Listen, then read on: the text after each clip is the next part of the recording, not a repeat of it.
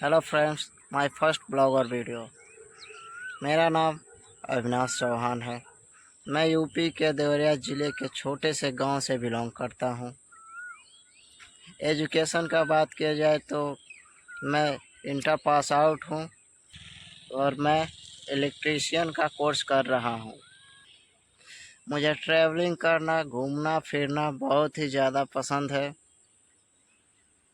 अगर यह वीडियो आपको पसंद आए तो लाइक सब्सक्राइब कर ज़रूर हमें सपोर्ट कीजिएगा।